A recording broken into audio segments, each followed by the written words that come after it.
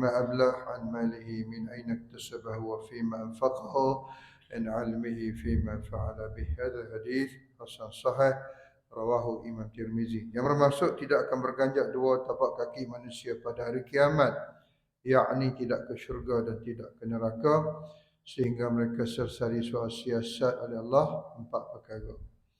Kalau tengok hadis ni, tidak berganjak dua tapak kaki manusia. Jadi tapak kaki ni kita duduk ke kita berdiri? Kita berdirilah atas tapak kaki dah. Tak pernah orang duduk atas tapak kaki ni. Dan kemungkinan besar di padang mahsyar kita suasananya tak tahu. Ada yang berdiri. Berdiri tak tahu lama mana di padang mahsyar ni. Yang duduk pun tak tahu lama mana di padang mahsyar. Yang diriwayat satu hadis tu bertindan-tindan, bertindih-tindih di padang mahsyar. Kerana terlampau sesak manusia, terlampau ramai manusia di padang mahsyar. Tak tahulah macam mana kita di akhirat. Tapi kalau berdiri pun lama mana boleh berdiri? Siapa boleh berdiri 4 jam kadang-kadang? Ya. Paling lama saya tanya seorang satu general tu, Datuk Zaki nama dia. Datuk, seorang tentera paling lama dia boleh berdiri di atas padang kawat. Matahari tegak atas kepala, lama mana paling lama? Paling hebatlah tentera yang ada. Dia kata paling lama boleh diri 4 jam. Lepas tu tumbang. Tentera tu 4 jam tu. Satu riwayat kita akan berada di padang mahsyar sahaja selama 50,000 tahun. 50,000 tahun di padang mahsyar. Di titian sirat saja kita berada selama 3,000 tahun. 1,000 tahun mendaki, 1,000 tahun mendatar, 1,000 tahun menuruni titian sirat. Itu titian sirat. Belum ke mizan, belum ke telaga Kautsar, belum ke timba amal, belum lagi nak cari syafaat Nabi. Syafaat Nabi daripada Nabi Adam ke Nabi berikutnya, Nabi Idris, kita cari syafaat Nabi sehingga Nabi Muhammad. Satu perjalanan mencari syafaat Nabi itu 1,000 tahun perjalanan. Jumpa Nabi Adam kata, nafsi, nafsi. Aku tak boleh beri syafaat padamu.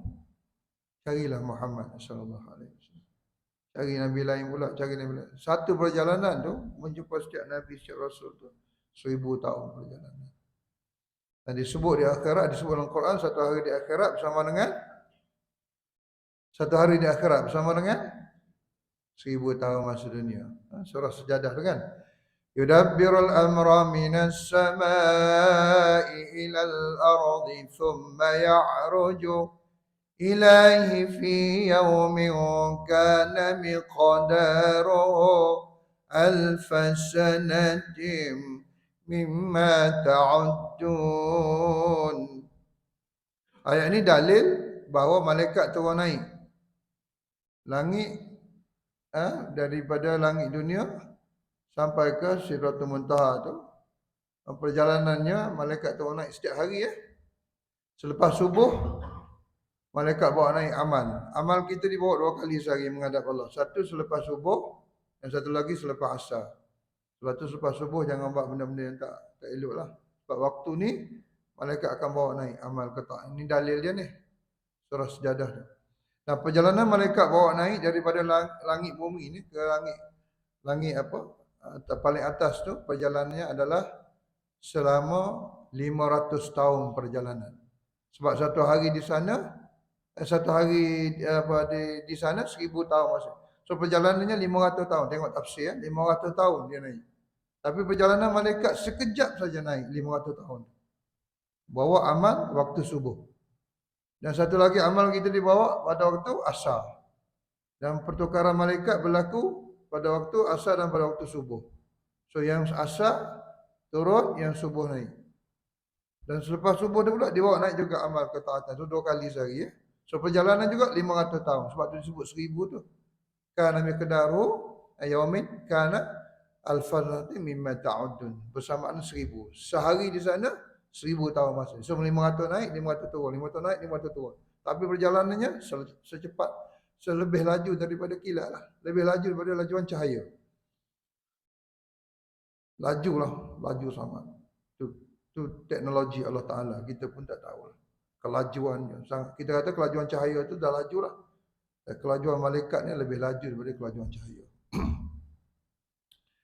Itu kekuatan dan kehebatan Allah Subhanahu wa taala.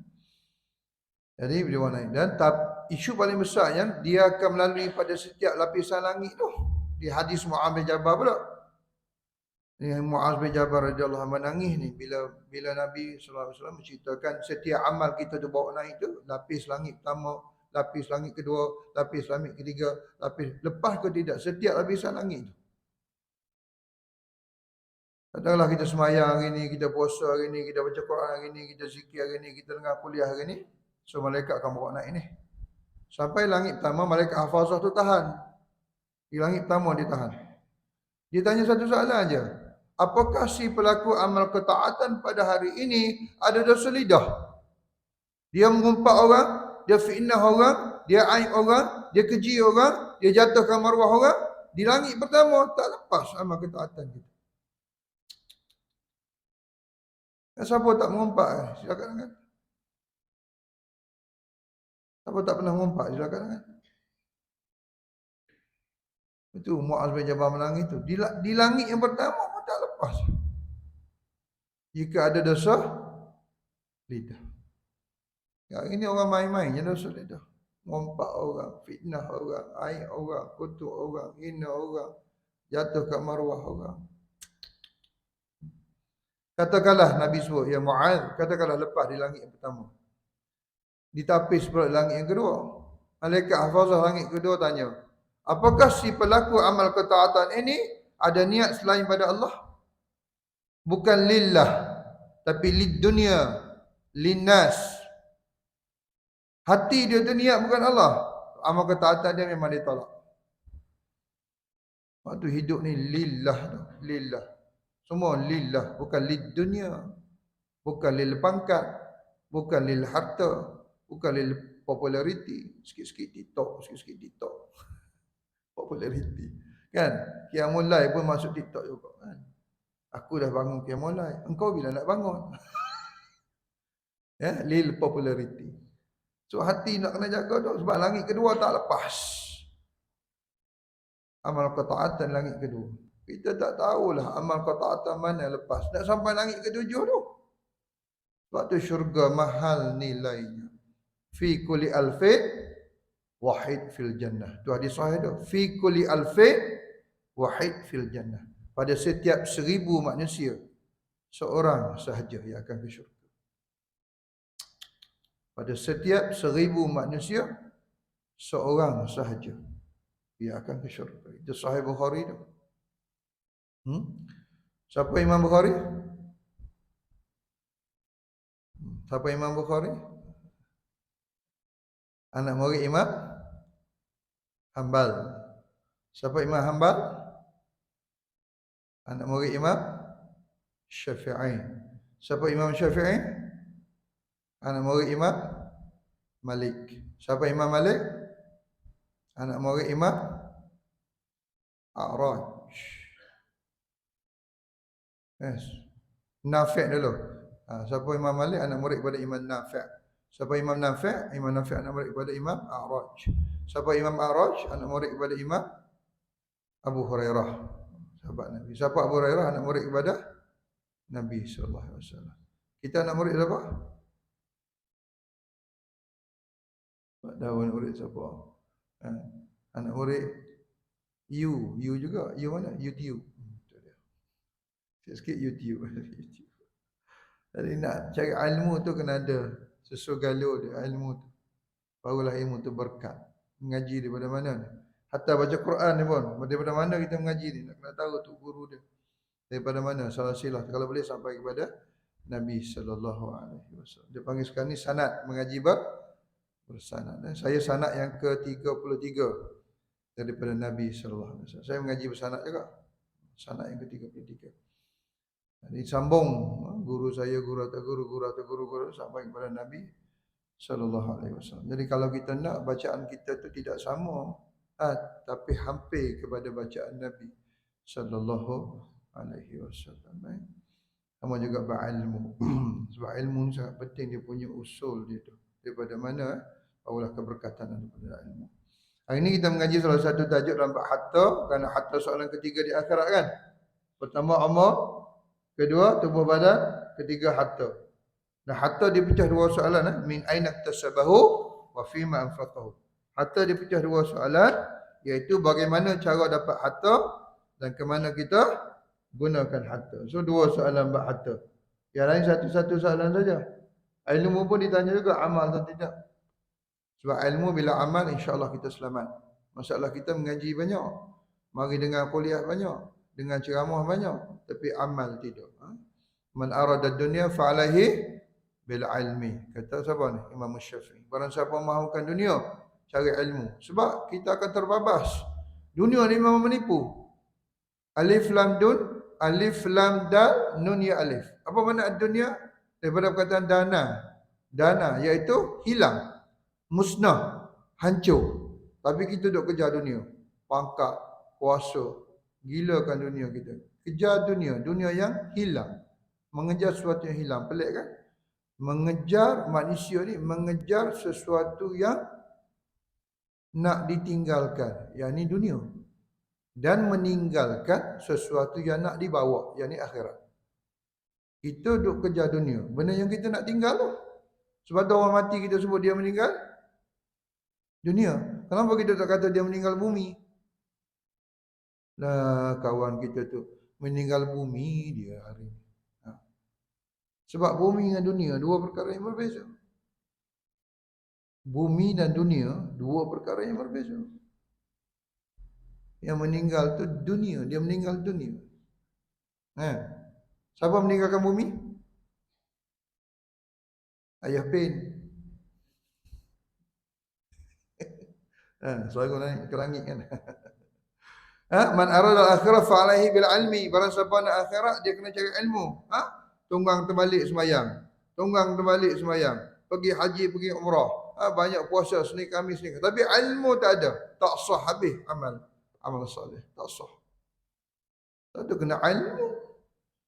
Lekuk dari dahi, hitam dari dahi sembahyang. Tapi tak tahu mana betul, mana salah. Saya buat contoh kan, baca Fatihah, betul tak? Baca Fatihah, kadang-kadang kita baca tak betul surah Fatihah. Jadi terbatas sembahyang. Jangan main-main surah Fatihah. Kalau salah baca surah Fatihah, memang terbatas sembahyang. Kalau kita dengar imam tu baca surah Fatihah betul, kita kena tegur imam tu. Kalau imam tu tak baiki Fatihah dia, kita kena mufaraqah, berpisah dengan imam tu semua. Kalau sembahyang fardu lah. Contoh kita baca Bismillahirrahmanirrahim. Alhamdulillahirabbil alamin. Arrahmanirrahim. Maliki yaumiddin. Tu confirm salah. Siapa baca macam tu memang kena qada sembahyang. Tak sah sembahyang. Kita dengar macam tu, salah. Mana salah dia?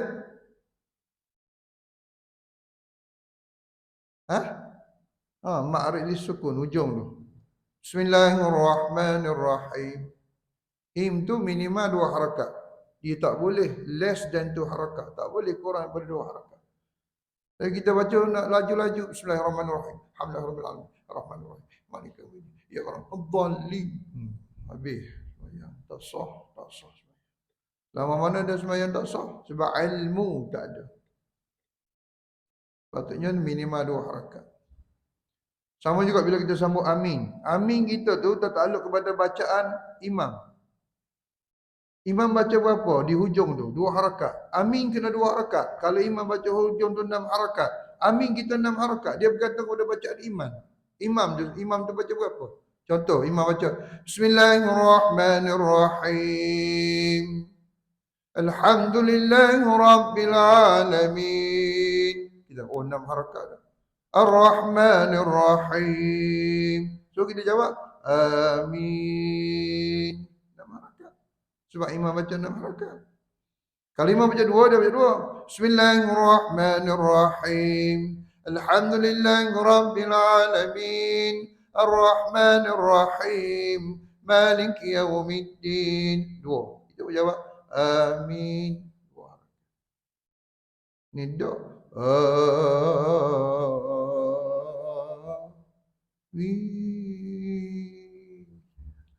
Tu tak boleh panjang tu 2 harakat je. Jangan panjang, kena makna dia lain. Jangan amin. Makna dia lain. Kalau amin, makna dia lain. Kalau amin, makna dia lain. Kalau amin, makna dia lain. Dia tak sama makna tu.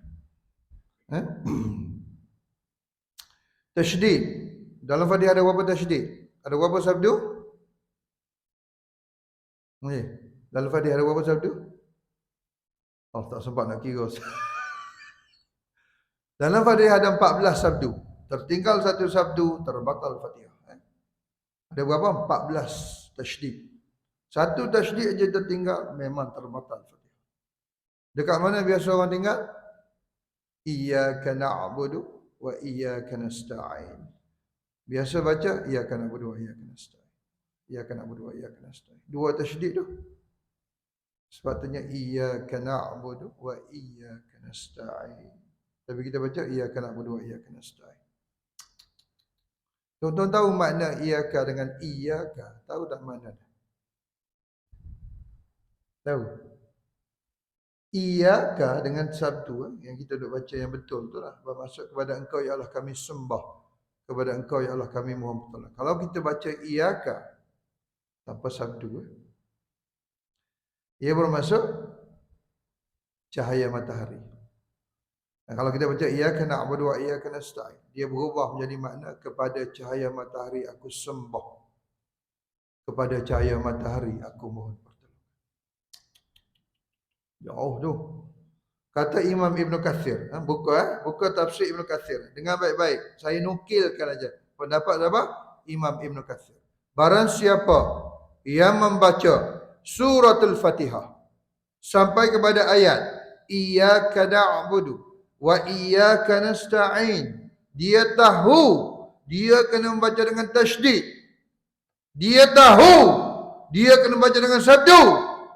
Tapi dia sengaja tidak membaca dengan tasydid. Dia sengaja meninggalkan sabdu. Kata Imam Ibn Kathir, kafir serta-merta. Dalam semayang, kafir serta-merta. Karena maknanya berubah. Kepada cahaya matahari aku sembah. Kepada cahaya matahari aku mohon pertolongan. Saya nak cerita penting tak ilmu? Penting tak ilmu? Sebab tu menuntut ilmu ni hukumnya? Menuntut ilmu ni hukumnya? Wajib. Ni majlis ilmu ni wajib. Tapi orang tak mari. Tapi kalau majlis konsert, penuh. Konsert wajib ke harus ke sunat?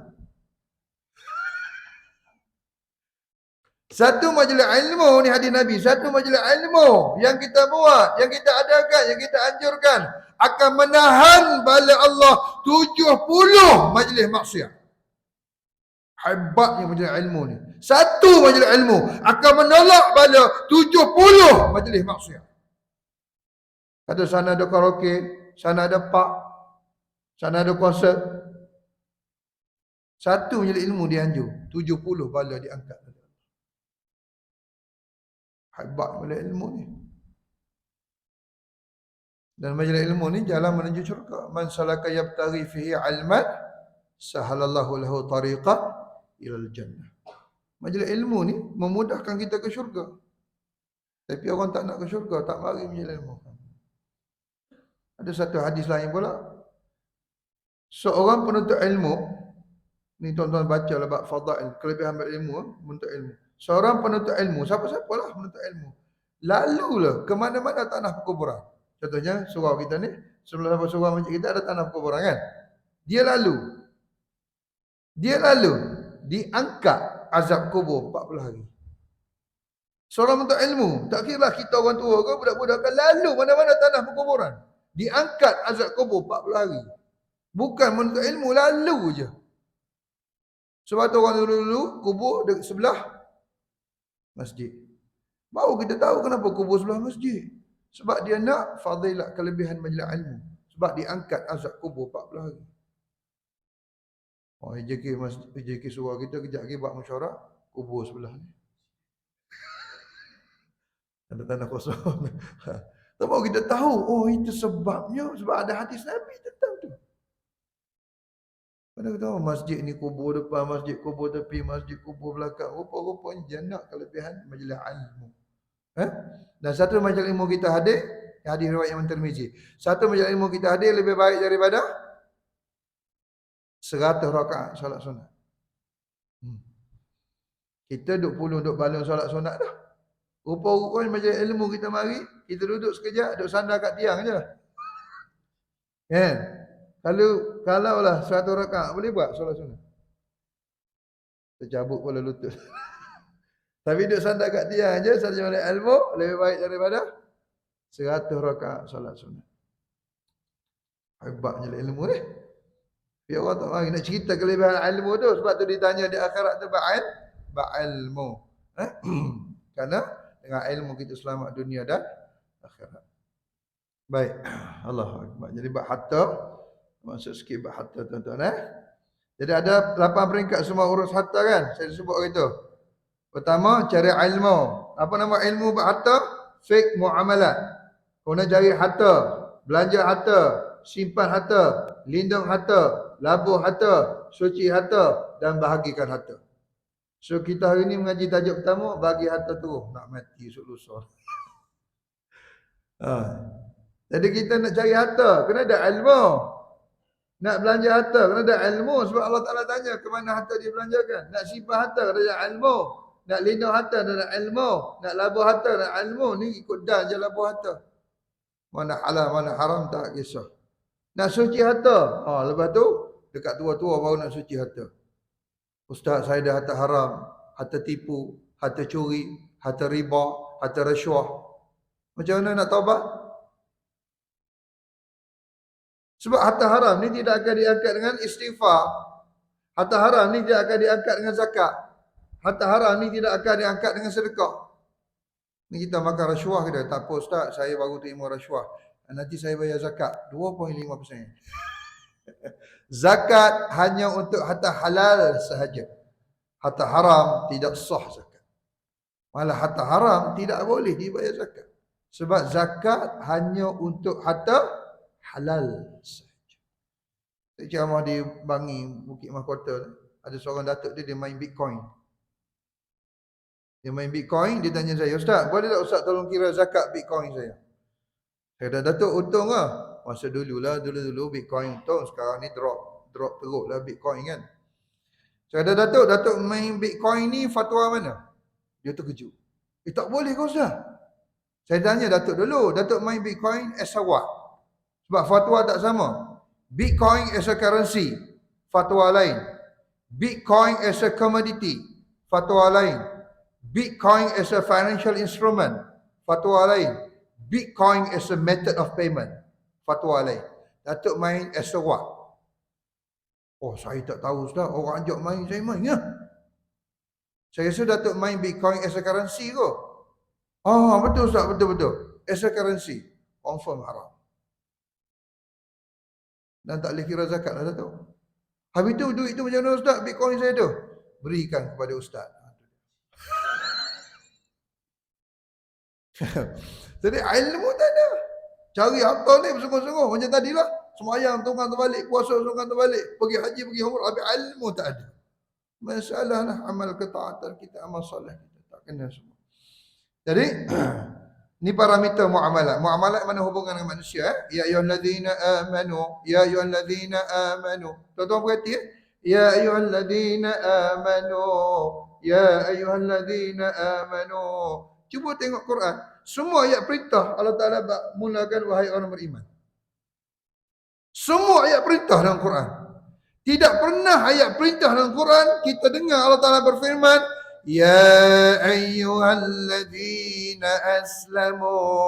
Wahai orang-orang Islam. Tak ada. Semua ayat perintah, Ya ayyuhalladzina amanu. Bukan aslamu. Bukan orang Islam. Sebab Muslim dan mukmin dua darjat yang berbeza. Seseorang yang Muslim belum tentu dia mukmin. Tapi seorang yang mukmin sudah pasti dia muslim. Kita tengok Quran pun beza, membezakan antara muslim dan mukmin. Sebab tu muqaddimah Quran surah Baqarah ayat 1 hingga ayat 20 tu. Ayat 1 hingga ayat 5 untuk mukmin. Ayat 6, ayat 7, ayat 8 untuk kafir. Ayat 9 sampai ayat 20. Berapa ayat tu? Untuk orang munafik. Mana muslim? Muqaddimah Quran tu, mana muslim? Sebab muslim boleh menjadi mukmin. Muslim boleh menjadi munafik. Muslim boleh menjadi kafir. Hati-hati dengan title muslim. Sebab muslim belum tentu selamat. Upgrade diri kita kepada mukmin. Sebab yang menghuni syurga adalah mukmin. Ini kena upgrade kepada muttaqin, muhsinin, mukhlisin. Dia punya tahap. Sampai bila nak jadi muslim? Kena jadi mukmin. Mukmin ni sami'na wa ata'na. Itu orang mukmin. Mukmin ni dia dengar aja perintah Allah, sami'na wa ata'na. Kami dengar, kami taat. Kalau muslim, sami'na wa asayna. Kami dengar, nantilah. Nanti dululah. Kemudianlah kami buat. Tapi kalau mukmin, sami'na wa ata'na. Sebab tu akidah saja 13 tahun Nabi mengajar akidah di Mekah. Kemudian baru berhijrah ke Madinah. Madinah tu syariat turun. Sembahyang turun, sami'na wa ata'na. Puasa turun, sami'na wa ata'na. Haram riba, sami'na wa ata'na. Haram Arab, sami'na wa ata'na. Sebab akidah dah kuat. 13 tahun akidah. Pasak, sami'na wa ata'na. Kita mengajar akidah berapa tahun?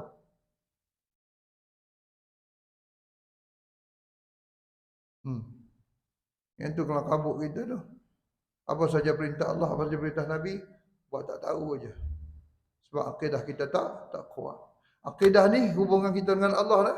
Akidah tu maknanya ikatan, aqadah, ikatan. Tuan-tuan tak boleh ayah Islam, mak Islam, kita Islam. Akidah adalah berguru Siapa guru akidah tuan-tuan? Sebab dia ikatan, kekuatan ikatan, tautan kita dengan Allah. Sejauh mana kekuatan kita, itu akidah kita dengan Allah. Tak boleh main ikut-ikut je, tak boleh akidah. Syak tak boleh akidah. Wahan tak boleh akidah. Dia kena yakin. Yakin pula 3 tingkat dan 4 peringkat. Ainul yakin, ainul yakin, haqqul yakin, kamalul yakin.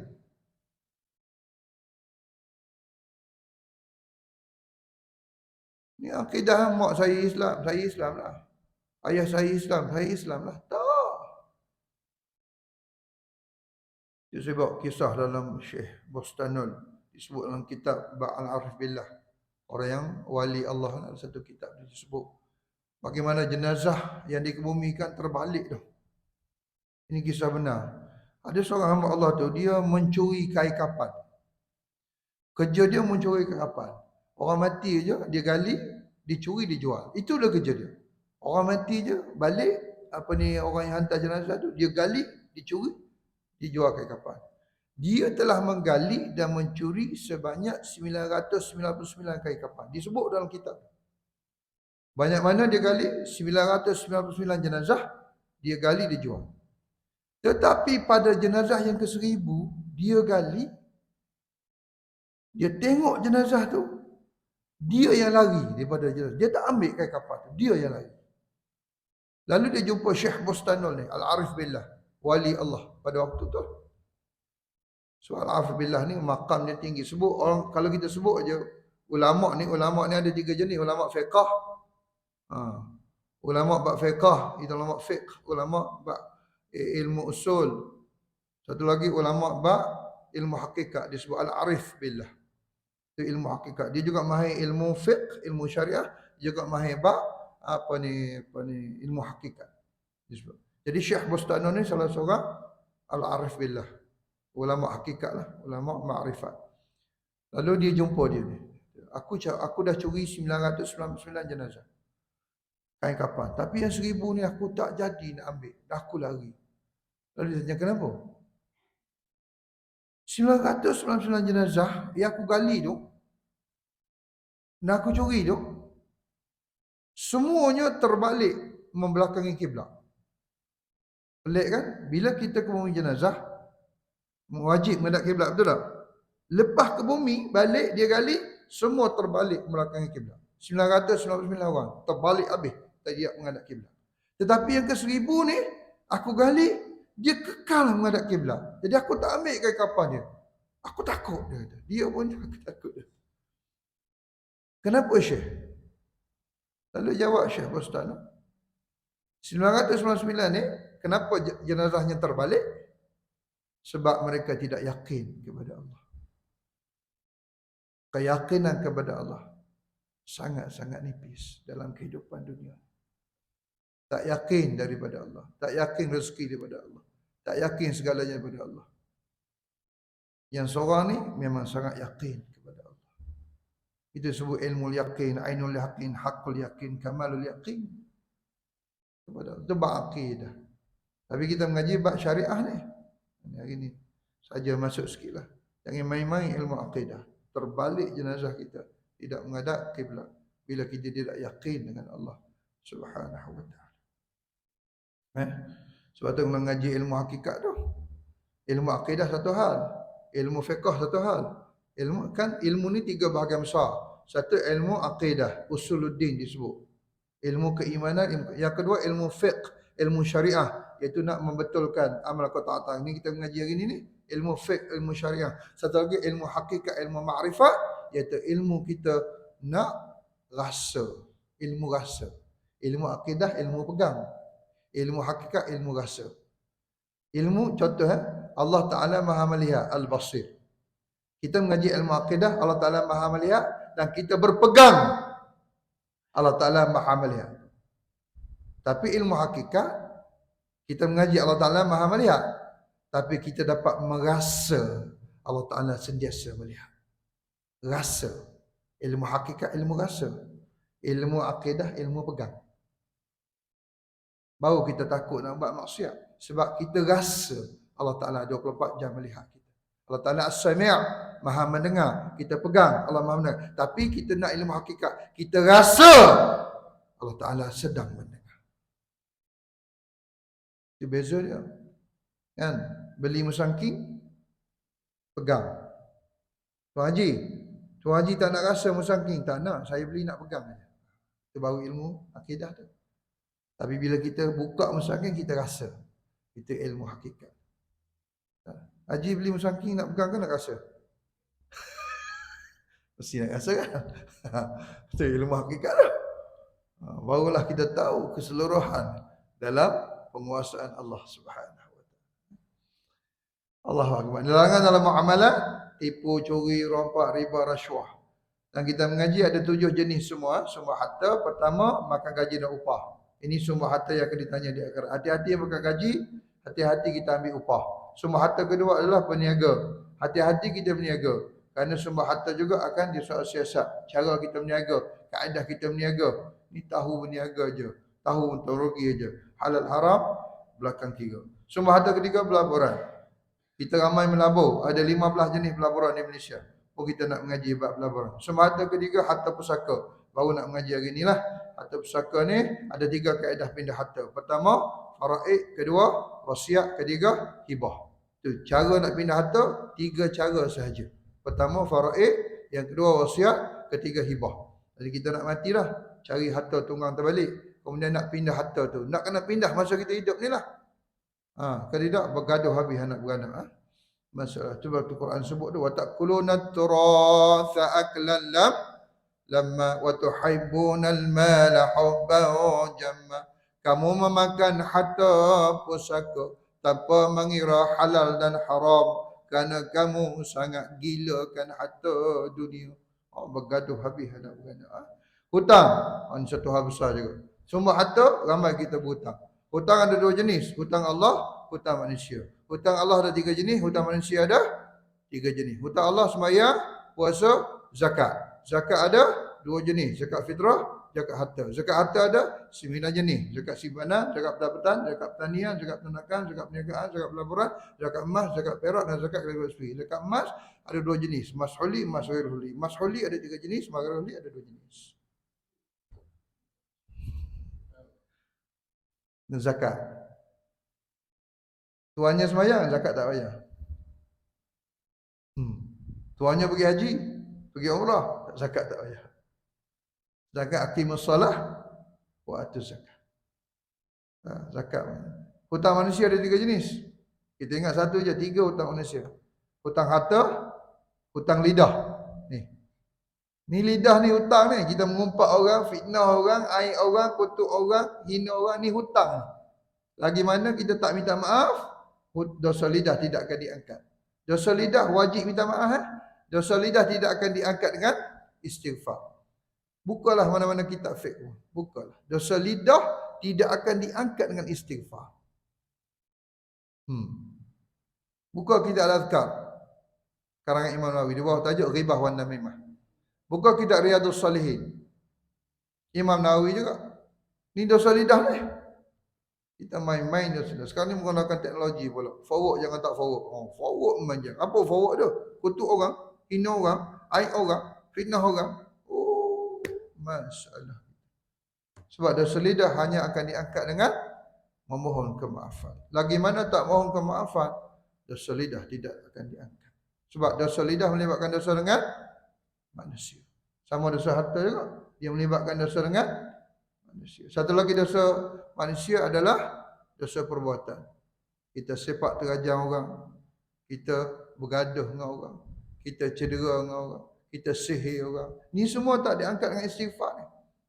Dosa dengan manusia memang tidak akan diangkat dengan istighfar. Ramai kita salah faham dalam bab taubat. Kita ingat semua dosa akan diangkat dengan istighfar. Tidak. Nanti di hujung kuliah saya nanti kita ada satu tajuk taubat daripada harta haram. Tak tahu. Kemudian pemberian sikit aja beza dengan rasuah. Hati-hati bila kita ada pangkat, ada kuasa dan kedudukan. Sebab dia punya demarcation line very thin. Sangat sikit beza dengan rasuah. Hati-hati bila kita menerima sesuatu. Kalau especially bila kita ada kedudukan, ada status, ada kuasa. Sebab sangat sikit beza dengan rasuah. Dan yang terakhir sumber harta yang ditanya di akhirat adalah nafkah. Hati-hati suami, kerana kita nafkah ni zahir dan batin Allah Ta'ala soal siasat di akhirat. Ni pak kahwin. Isteri pertama cerai. Isteri kedua, kahwin pula kali kedua. Anak isteri pertama tak tanggung nafkah. Itu wajib tu. Isteri pertama kita dah cerai. So tak apalah nafkah tak ada dah. Anak tu. Ni kahwin isteri kedua, dapat anak lagi. Yang isteri pertama tak tanggung nafkah. Tu anak akan tuntut di akhirat dah. Kita nak ke syurga, tak boleh ke syurga. Nafkah anak kita tak irau. Pelaburan, kita melabur dalam bank. Bank ada 26 bank sekarang ni. Hampir 30 bank lah ada patut syariah. Kita melabur dalam koperasi. Banyak koperasi yang tak patut syariah. Hati-hati melabur koperasi. Kita melabur dalam tabung haji. Tabung haji tak ada isu lah. InsyaAllah. Tuan-tuan bayar zakat dengan tabung haji kan? Betul tak? Menyimpan tabung haji, zakat dibayar tabung haji, betul? Betul? Pernah terima resit tak? Kita kata tabung haji bayar zakat. Pernah terima resit tak? Orang tanya saya, Ustaz, mana resit? Kena tanya tabung haji lah, mana tanya saya. Biasa kita bayar zakat dapat resit kan? Mana resit? Insurans ada kaful. Kita banyak isu. Renew road tax pakai insurans. Kereta datang ke masjid, kereta datang ke sungai. Renew road tax kereta tu pakai insurans. Life insurance, medical card insurance. Tak ambil tak kaful. Rumah tu kita. MRT ke MRTA? Coverage rumah tu. Kalau gempa bumi, kalau terbakar, kita ambil MRT ke MRTA? Coverage dia. Oh tak tahu Ustaz. Yang saya tahu MRT, betul.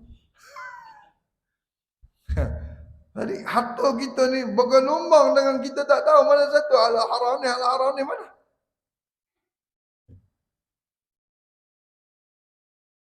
Unit trust, ini banyak kita akan menjebak termasuk ASNSB. Kita mengaji je lah SSB. Apa status SSB? Sebab ada 1,000 semua saham amanah Indonesia, unit trust. Yang patuh syariah tak sampai 300. Banyak yang tak patuh syariah, saham amanah. So hati-hati bila melabur saham amanah. Emas, sebenarnya ramai orang sibuk nak main emas, melabur emas. Gold. Ramai orang masuk emas. Khususnya sekarang ni banyak orang masuk QM. Quantum metal. Banyak orang masuk QM sekarang. Emas ni hati-hati sebab emas ni tak ada isu, dia memang satu simpanan dan pelaburan yang terbaik. The best ever instrument for savings and investment is gold. Tak ada, jangan menyimpan dalam currency jangan menyimpan dalam currency. Sebab currency too volatile. Duit ni too volatile. Jangan menyimpan dalam currency. Saya kerja bank hampir 23 tahun. Data yang kita ada dalam banking industry, tuan-tuan tahu, saya bagi tahu rahsia. Dalam data yang kita dalam banking industry, kawan-kawan kita bangsa Cina, China alih Cina. Cina tidak menyimpan dalam currency. Cina semua menyimpan dalam gold. Sebab Cina tahu gold keep increasing. Kita menyimpan dalam currency. Sebenarnya jangan menyimpan currency. Kalau simpan-simpan emas. Emas 3 tahun dulu, 4 tahun dulu, 1 gram 160. 170. Sekarang emas 1 gram berapa? 300. Kalau kita menyimpan duit 3 tahun dulu 150, lekat tak nilai duit sekarang 150? Tak lekat. Duit sekarang jatuh merudum. Emas naik. Emas dijangka naik dalam tempoh 3 ke 4 tahun lagi 1 gram RM500. Haji tak payah banyaklah beli, sekilo cukup. Sekilo. Macam beli gula. Beli sekilo seorang, muslimat kita belakang, mana? Minta dengan abang, bang, minta emas, jangan minta duit. Bang, emas, sikit-sikit emas. Payung emas boleh? Payung emas tak boleh. Ya, menyimpan dalam emas. The best ever instrument for savings, untuk simpanan and investment, pelaburan. Dua dalam satu. Kita beli emas, kita menyimpan emas, dia juga anggap pelaburan emas. Dua dalam satu. Cuma nak beli jual beli emas tu isu dia. Sebab emas ni sangat sensitif, riba. Al-dhahabu bil-dhahabi, wal-fiddatu bil-fiddati, wal-burru bil-burri, wal-sya'iru bil-sya'iri, wal-tamru bil-tamri, wal-milhu bil-milhi, mithlan bimithlin, sawa'an bisawa'in, yadan biyadin. Fa-idha ikhtalafat hadhihi al-asnaf, fabi'u kaifa syi'tum idza kana yadan biyadin. Terjemahnya. Hadis tentang jual beli emas dan hadis tentang jual beli mata wang. Ini hadis dia tu daripada Ubadah bin Samit radhiyallahu anhu. Jadi kita tak mengaji hadis tu. Kita duk jual beli emas, kita duk jual beli mata wang. Ingat money is not a commodity. Ni, money is not a commodity. Money is only a medium of exchange. Dalam Islam, duit bukan barang. So jangan duk pegang duit, tunggu nilai naik, jual. Beli duit, tunggu nilai jual. Sebab duit bukan barang. Duit dalam Islam hanya alat pertukaran. Kita sebut ekonomi hewaya tu. Sebab kita anggap duit sebagai barang. Beli duit, beli dolar, beli yen, beli Aussie, beli pound sterling, simpan, harga naik, jual. Itu salah. Yang tu ekonomi berkelang kabut tu Islam marah. Islam marah duit ni sebagai barang. Islam sangat marah. Buka Ihya Ulumuddin. Apa kata Imam Ghazali? Jangan kamu jadikan duit sebagai barang. Kalau kamu menjadikan duit sebagai barang, maka musnah seluruh sistem ekonomi. Tengok Imam Ghazali cerita dah. Lama dulu. Kita hari ni duit jadi barang. Itu masalah tu. Ulama-ulama dulu dah beritahu, jangan jadikan duit sebagai barang. Melabur dalam property, melabur dalam equity, melabur dalam EPF. Tengok EPF. Ramai mana lagi orang tak tukar EPF atau syariah? Cuba cek dengan anak-anak kita, kerja swasta, kerja kerajaan tak apalah, kerja swasta. Cuba cek suami kita, isteri kita yang kerja dalam private sector. Dah tukar dah EPF atau syariah? Tuan-tuan, data yang kita ada daripada 14 juta pencarum. 14 juta pencarum EPF. Yang Muslim 9 juta. Yang mengucap di bawah 9 juta. Daripada 9 juta ni data yang ada kredit SP yang baru tukar kepada Patuh Syariah EPF-I, KWSP-I, I itu mana Islam lah. Yang baru tukar hanya 1 juta. 8 juta bergelombang dengan riba. Tak hirau kita dosa riba, tak hirau kita. Allahu Akbar kabir. Ini saya nak bagi tahu sikit. Nanti kita bincang bab riba. Tak masuk tajuk hari ni Haji, tak apa. Masih lagi muqaddimah ni. Bila nak masuk tajuk ni Ustaz? Ingat hari ni beratus sakar. Ha ni tengok. Mana ni? Riba ada 4 jenis lah. Riba al-fadlu, riba al-nasi'ah, riba al-qur', riba al-jahiliyah. Dia daripada riba dalam jual beli dan riba dalam hutang piutang. Hati-hati kita berjual beli kerana riba boleh berlaku. Hati-hati kita berhutang piutang, juga riba boleh berlaku. Dalam jual beli ada 2 riba, riba al-fadl, riba al-nasi'ah. Siapa nama Fadli ni riba lah. Aduh, kawan saya nama Fadli. Kan? Nama riba adalah al-fadlu. Dan tengok ayat riba. Alladzina ya'kuluna ar-riba la yaqumuna illa kama yaqumu alladhi yatakhabbathu asy-syaitanu minal mas.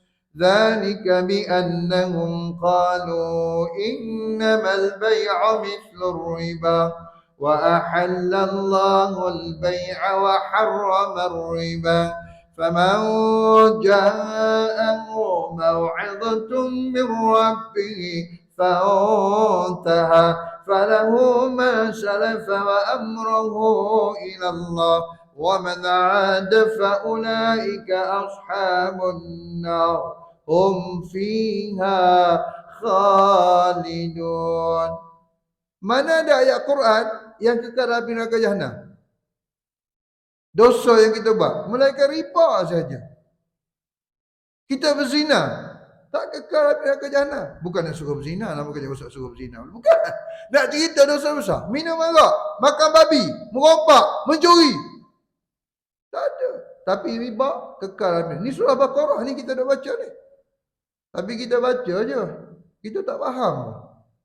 Sebab tu kata Imam Abu Hanifah, inilah ayat dalam Al-Quran yang paling menakutkan. Buku tafsir Al-Qurtubi. Kata Imam Abu Hanifah, inilah ayat dalam Al-Quran yang paling menakutkan. Tapi kita baca Quran sampai ayat ni tak takut, sebab kita tak tahu, tak faham makna ni. Main-main kita dengan riba. Rumah dengan bank riba, kereta dengan bank riba, kad kredit dengan bank riba, akaun gaji dengan bank riba. Pencen pun dengan bank riba. Saya ceramah ni Masjid Seri Petaling, ada orang Pak Haji tu. Ustaz, tolonglah saya Ustaz. Akaun pencen saya bank riba. Tuannya tua dah huzur dah. Macam mana ni Ji? Saya tak tahu begitu dahsyatnya riba. Ni belum baca hadis Nabi lagi ni pasal riba. Yamhaqullahu ar-riba wa yurbi as-sadaqat. والله لا يحب كل كفار أثيم إن الذين آمنوا وعملوا الصالحات وأقاموا الصلاة وآتوا الزكاة لهم أجرهم عند ربهم ولا خوف عليهم ولا هم يحزنون يا أيها الذين آمنوا اتقوا الله وذروا ما بقي من الربا وذروا ما بقي من الربا إن كنتم مؤمنين فإن لم تفعلوا فأذنوا بحرب من الله ورسوله. Tengok ayat riba. Allah Rasul isytihar perang. Mana ada dosa besar Allah Rasul isytihar perang? Tapi kita main-main dengan riba. Wa in tubtum falakum ru'usu amwalikum لا تظلمون ولا تظلمون وإن كان ذو عسرة فنظرة إلى ميسرة وأن تصدقوا خير لكم إن كنتم تعلمون واتقوا يوما ترجعون فيه إلى الله ثم توفى كل نفس ما كسبت وهم لا يظلمون. Satu muka surat ayat riba. Mana Quran? Ada sini. Tak apa. Kalau letak kitab lain atas kitab bukan Quran tak apa. Tapi kalau Quran kat bawah jangan letak kitab lain atas. Quran paling tinggi. Jadi kalau Quran bawah kita letak pula surah Yasin kat atas. Tak boleh. Quran paling atas. Surah Yasin dah ada terjemahan. Atau kitab-kitab Fadhilul Amal. Kalau kitab lain tak apa. Quran kena atas sekali. Ini ayat Quran yang terakhir diturunkan. Ayat bab riba. Bukan ayat al-yawma akmaltu lakum dinakum. Bukan. Kalau buku kita tafsir, ulama tafsir bersetuju ini ayat terakhir. Ayat 281. Surah Baqarah iaitu ayat bab riba. Sebab riba dalam haji wada' kan Nabi sempat bersabda. Itu antara arahan terakhir bab riba. Sebab itu disebut oleh ulama tafsir ini ayat terakhir ini turunkan. Wattaqu yawman turja'una fihi ila Allah thumma tuwaffa kullu nafsin ma kasabat wa hum la yuzlamun. Ini ayat audit ni. Kalau tanya mana ayat audit dalam Quran, ni ayat audit ni. Allah Ta'ala tanya semua ni. Allahu Akbar. Dah, tak sempat dah masuk Pak Hatta Pesaka. 7.30 lah. Main intro lagi. Sikit ya, kita tengok tajuk. Kita tengok soalan saja. Ustaz, suami saya meninggal. Isteri saya meninggal. Mak saya meninggal. Ayah saya meninggal. Wasi tak latih, wasiat tak buat. Saya sebagai waris macam mana urus harta si mati? Jangan main-main, silap urus harta si mati, kita akan makan harta haram. Walaupun kita agih faraid. Sebab faraid bukan nombor satu. Dia ada susunan harta si mati. Faraid bukan nombor satu. Faraid bukan nombor dua. Faraid bukan nombor tiga. Faraid nombor 4. Kita ayah mati, mak mati, agih faraid terus. Makan harta haram lah kita. Makan harta haram. Tapi masalahnya kita tak tahu macam mana nak urus ni. Masa hidup kita ni yang belum mati. Soalan kedua, Ustaz, sebagai isteri, apa hak saya harta sepencarian? Sebab tu anak-anak, kalau mak dengan ayah bagi tahu ini harta sepencarian, jangan agih faraid. Saya ulangi lagi, harta sepencarian tidak boleh diagih faraid. Saya ulang sekali lagi, harta sepencarian jangan diagih faraid. Sebab itu hak mak, itu hak ayah. Tapi kita tak, balon habis. Mak dapat 1/8 je. Sian mak. Sedangkan mak dengan ayah betul lomoh cari harta tu. Tapi anak-anak balon habis. Bagi kat mak 1/8 faraid. Harta sepencarian, itu hak mak tu. Kalau mak tak halal, kalau ayah tak halal, makan harta haram. Apakah suami isteri masih ada faraid setelah harta sepencarian? Harta sepencarian pun tak kena definasi. Harta sepencarian ni ialah bermula tarikh akad nikah. Aku terima nikahnya. Selepas aku terima nikahnya, semua harta yang kita cari, walaupun kita isteri tak kerja, suami aja kerja, atau isteri kerja, suami surau rumah. Bukan surau rumah. Duduk rumah. Lepas akad nikah, semua harta yang kita dapat itu harta pencarian. Sehingga bila? Sehingga bercerai. Bercerai dua-dua. Bercerai hidup atau bercerai mati. Bercerai dua-dua. Bercerai hidup atau bercerai mati. Sepanjang tempoh tu, semua harta pencarian. So, kena bincang dengan isteri kita, bincang dengan suami kita, macam mana kita nak agih harta pencarian. Supaya anak-anak tahu yang mana kena faraid, yang mana bukan faraid. Ustaz, kami ada anak perempuan, tak ada anak lelaki. Bagaimana cara kami nak bagi harta kami pada anak? Anak kami anak perempuan. Ini masalah bila tak ada anak lelaki. So, kalau tak ada anak lelaki, macam mana nak buat? Kahwin satu lagi. Tak boleh jemput dia Ustaz ni, Muslimat kata tak boleh. Ha. Jadi kita ni adik-beradik lelaki lah meleleh helio tengok harta kita. Kita pula rumah adalah 5 biji, kereta ada 5 biji, emas ada 3 kilo. Kan? Adik-beradik tengok itu lambat pula kau mati. Ha. Sebab kita tak ada anak lelaki. Tak ada pendinding ya. So anak lelaki dia sangat kuat. Sebab ada anak lelaki kalau mak ayah mati, solatlah jenazah mak ayah. Kita anak lelaki, anak jantan, kita solat jenazah mak ayah. Sebab solat jenazah oleh anak lelaki tiada hijab. Doa real time. Bukan tu imam tak boleh solat, bukan ustaz tak boleh solat, anak tu ke depan. Anak tu. Sama juga bila isteri mati, kita suami solatkan jenazah isteri. Kita suami solatkan jenazah isteri. Ni dog bila isteri mati aja best. Apa best? Kahwin lain. Isteri bangun, jaga kau bangun. Kita suami bertahun-tahun hidup dengan isteri. Isteri kita habis jiwa dan raga bagi kat kita. Solat jenazah tak boleh. Bagi tu imam juga.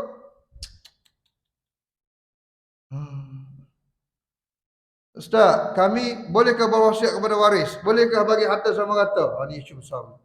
Saya sebut ringkas aja. Nanti kita bincang. Wasiat tidak boleh kepada waris. Jangan wasiat kepada waris.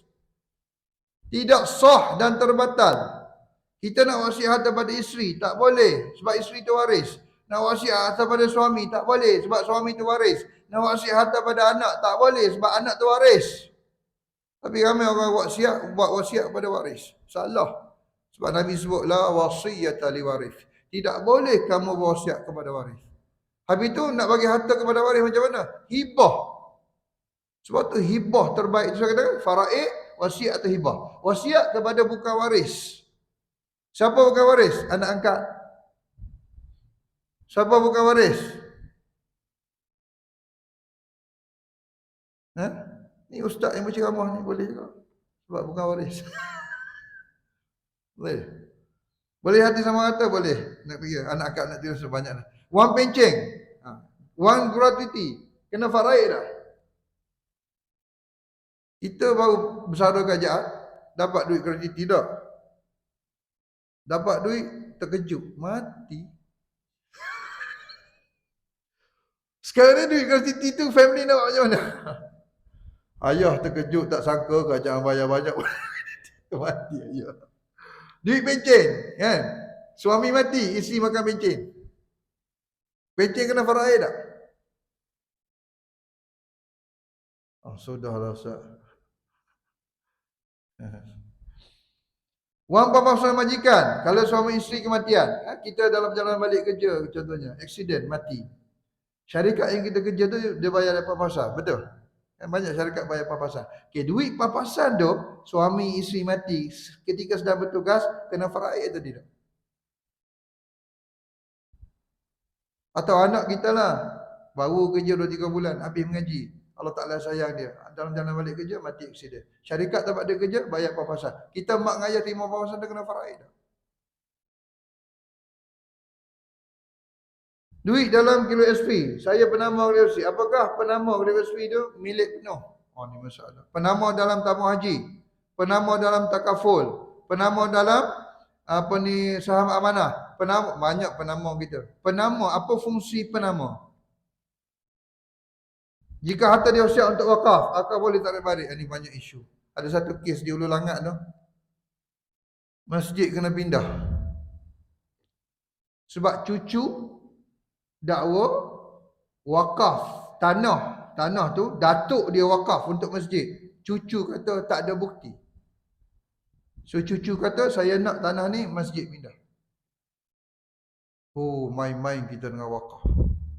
Ingat wakaf tidak boleh ditarik balik. Wakaf tidak boleh dijual beli. Harta wakaf tidak boleh difaraid. Harta wakaf tidak boleh diwasiat. Harta wakaf tidak boleh dihibah. Kita harta wakaf ikut dan. Mak pesan nak mati. Tu tanah mak dekat tepi masjid tu. Ada suku ekar.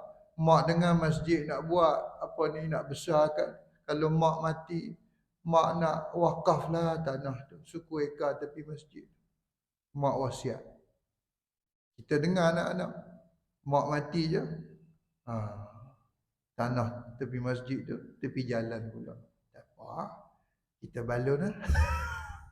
Makan harta haram. Makan harta haram. Nanti mengaji bab wakaf. Wakaf ada 5 jenis. Wakaf hartanah, wakaf tunai, saham wakaf, wakaf korporat, suku wakaf. Ada 5 jenis wakaf. Tapi wakaf paling lama, wakaf Cik Ye.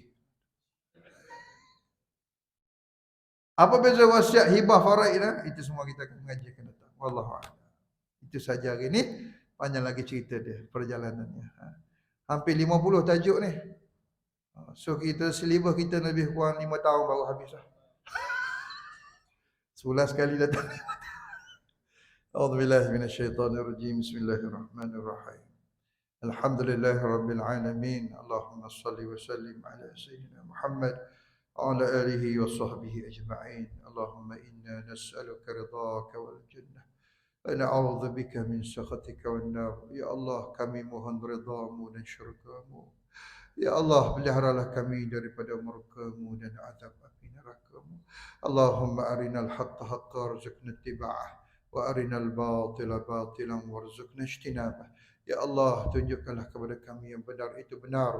Berilah kekuatan kepada kami untuk mengikutinya. Ya Allah, tunjukkanlah kepada kami yang salah itu salah, yang batil itu batil, yang tidak benar itu tidak benar. Berilah kekuatan kepada kami untuk menjauhinya. Rabbana 'alaika tawakkalna wa ilaika anabna wa ilaikal masir. Ya Allah, kepada Engkau kami bertawakal, kepada Engkau kami bertaubat, dan kepada Engkau ya Allah pasti kami semua akan kembali. Wassallallahu ala sayyidina Muhammad wa ala alihi wa sahbihi wasallam. Alhamdulillahirabbil alamin. Taqabbalallahu minkum. Bila ma'asal dan silap. Assalamualaikum warahmatullahi wabarakatuh.